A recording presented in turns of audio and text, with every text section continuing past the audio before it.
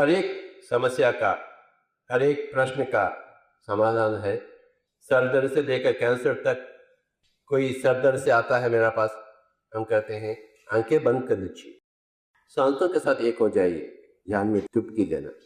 Cancer से आते हैं, चलो ध्यान में डुबकी लेना।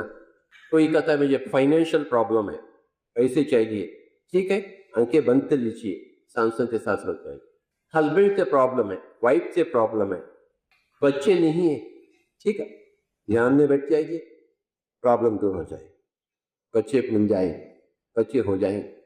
मेरी माँ गुजर गई, मैं उनको देखना चाहता हूँ, ठीक है, आंखें बंद कर लीजिए, सांसों के साथ हो जाइए, आप अपने दूसरे हुए माँ से बातचीत करें। मुझे गौतम बुद्ध से मिलने का, चलिए ठीक है, आंखें बंद कर लीजिए, सांसों के साथ हो जाइए। मुझे स्वर्ग और नरक देखने का है, ठीक है, आंखें बंद कर लीजिए, सांसों के हो जाइए, ध्यान में घुस जाइए, ठीक है। एक उदाहरण आपको दूंगा। एक आंध्र प्रदेश में वन लेडी, वो घोषा में रहती है, बाहर नहीं जा सकती, कोई पुरुष उसको देख भी नहीं सकता। She wanted to learn through sewing machine, कोई नहीं है, परंतु उसको ध्यान मिल गया, तो ध्यान में बैठी है। सुइंग मशीन तो है, परंतु सिखाने वाला नहीं। तो she went into meditation. In meditation a master came, a master asked her, what do you want? I want to learn the sewing machine. Okay, I will teach you. So she learned sewing through a master. Eklavya ने गुरु विद्या सीखने का गुरु द्रोण से request की, परंतु द्रोण ने इनकार किया। मैं कौरव उन वंश में जो लोग होते उन्हीं को मैं सिखा सकता हूँ, आपको नहीं सिखा सकता, परंतु मैं आपको दूसरा मार्ग दिखा सकता हूँ। गुरु द्रोण ने एकलव्य को ध्यान सिखाई, ध्यान के माध्यम से आप सब कुछ सीख सकते। एकलव्य ने श्रवण किया है, वनवास चले गया, एक मूर्ति रखने द्रोण का और ध्यान में डूब गए, आंखें बंद कर दिया, सांसों के साथ एक हो गए। चंद दिनों में उनका मन शांत हो गई। जैसे ही मन शांत हो गई, शारदा माँ सामने आ गई, कह रही बेटा तुझे क्या कहिए, मुझे गुरु विद्या सीखनी, चलो मैं सिखाऊंगा। तो हर रोज उन्हें सिखाती है और अर्जुन से भी आगे बढ़ गए। हालांकि गुरु द्रोण ने कुछ भी नहीं सिखाया, ध्यान सिखाया। वो वचनबद्ध था कि गुरु विद्या नहीं सीख पाया, परंतु ध्यान विद्या सीखा। हम चाहते हैं आप सभी लोग ध्यान विद्या सीखें, जिससे आप सब कुछ पाते हैं। अपने ही मुंह मांगे दाम में, घर से बाहर है क्या, कोई दाढ़ी वाला की जरूरत नहीं, आपकी सांसों के पास रहने का है, क्योंकि आपका सांस ही आपका गुरु है। यही गुरु द्रोण ने शिष्य एकलव्य को बताया, मैं आपका गुरु नहीं, आपका सांस ही आपका गुरु। आप अपने सांस से जुट जाएगी, 100% पूर्ण कहा। जैसा एक माँ अपने बच्चे से जुट जाती है, जैसा एक शिशु अपने माँ से जुट जाता है, वैसा आप अपने सांस से जुड़ी जाएगी। मन भटकती हुई चीज है, उसे थोड़ा मना लेना, उसे थोड़ा ना भटकने देना, उसे सांसों के निकट बिठाना, सांसों का दास बनाना। मन ही शिष्य है, सांस ही गुरु। तो शिष्य को गुरु के पास जाने का, गुरु शिष्य के पास नहीं आएगा।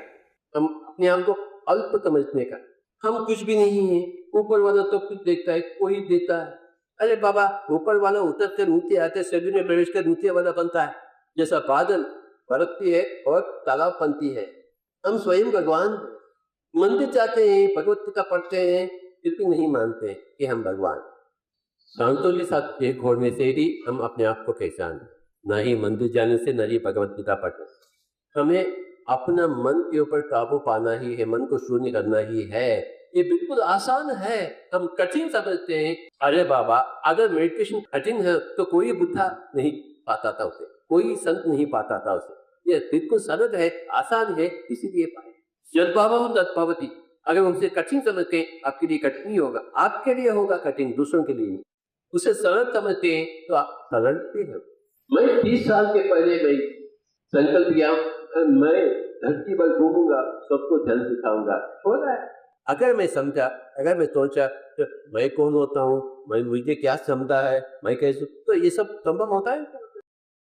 पिरामिड स्पिरिचुअल सोसाइटीज मूवमेंट के द्वारा हम सबको शाकाहारी बनने के लिए हम घोषणा देते हैं, सबको ज्ञानी बनने का है, और सबको आध्यात्मिक विद्या का शास्त्रज्ञ बनने का है, और पिरामिड का निर्माण करेंगे तो लोक कल्याण होगा, क्योंकि पिरामिड में इतना ऊर्जा है, आपका ध्यान 3 गुना अधिक शक्तिशाली हो जाएगी। जैसा ये माइक बिना हम बात कर सकते हैं, परंतु माइक और ऋषि के बिना हम रह सकते हैं। अगर ऋषि हो तो वृक्ष के छाया में नहीं रहेंगे, परंतु वृक्ष में छाया में हो तो पिरामिड नहीं हो तो ठीक है, परम पंत पिरामिड हो तो, कुर्सी नहीं तो ठीक है, परंतु कुर्सी हो तो आसान है। This is very comfortable, you don't have to sit on the floor to do meditation, quite, sit comfortably. स्थिर सुखम आसनम पतंजलि ने कहा, स्थिर सुखम आसनम, जो आसन स्थिरत्व है और सुखदायक है उसी आसन को ग्रहण करें। ये कुर्सी आसन ठीक है, सोफा आसन, कुर्सी आसन, दीवार आसन, बैठा है ध्यान मुद्रा में और यहाँ से एक ऊर्जा आकाश गंगा। अरे बाबा, उसका मतलब है आप भी आंख कर बंद कर बैठिए, सांसों के साथ एक हो जाइए, एक प्रवाह आप महसूस करेंगे।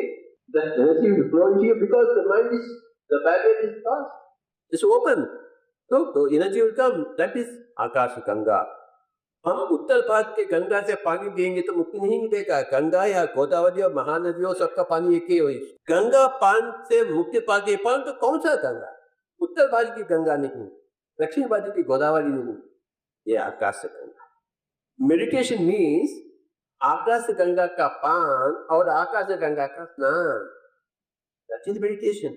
हम उस गंगा जी में हम स्नान करेंगे, उस गंगा जी का पान करेंगे तो अपना हाथ जगन्नाथ। एक आपको मैं प्रस्ताव करूंगा गंगा जी के बारे में।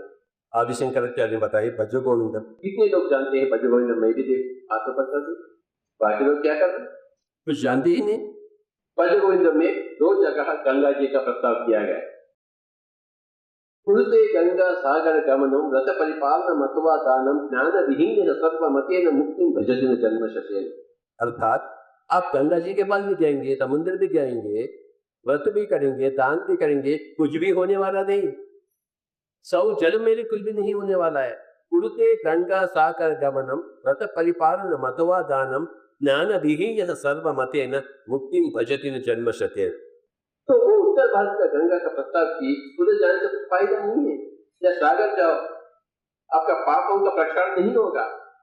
और उसी भज गोविंद में 30 श्लोक थे भज गोविंद में, और एक जगह कहता है भगवत गीता किंचित गीता गंगा जल लवकणिका पीता सकृत प्रियेन मुराद समर्चा करिते तस्य यमेन न चर्चा।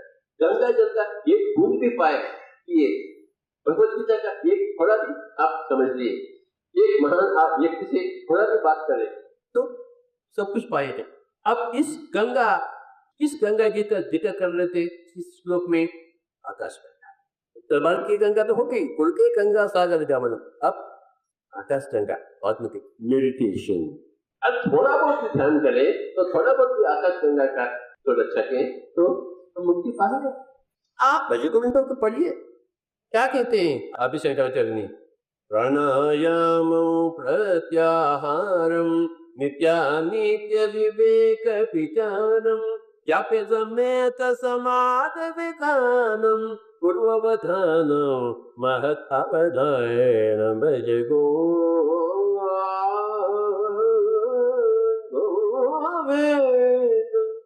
प्राणायाम प्रत्याहार, प्राणायाम मीन्स आप चुपके अभी सांसों के साथ एक हो जाना, वही है प्राणायाम। प्रत्याहारम, आहार इधर से होता है एपिल, और इधर से भी आहार होता है, इसे कहते हैं प्रत्याहार, यह इसे कहते हैं आहार। ये प्रत्याहार है, अपोजिट आहार। नित्य अनित्य विवेक विचरण, शरीर अनित्य है, आत्मा नित्य। प्राणायाम प्रत्याहारम नित्य अनित्य विवेक विचरण याप्य समय का समाधि, इसी चीज को जप करना, यानी बार बार दोहराना चाहिए, हर रोज करना चाहिए। जप यानी जप माला करना नहीं, जप यानी साथ में बार बार करेंगे इसी चीज को। कौन सी चीज को? प्राणायाम को, प्रत्याहार को और नित्य विवेक। स्वाध्याय में, सज्जन साङ्गत्य में, प्रवचन में हम सुनते हैं आप शरीर नहीं आत्मा, शरीर नहीं आत्मा, उसे बार बार सुनना ही है।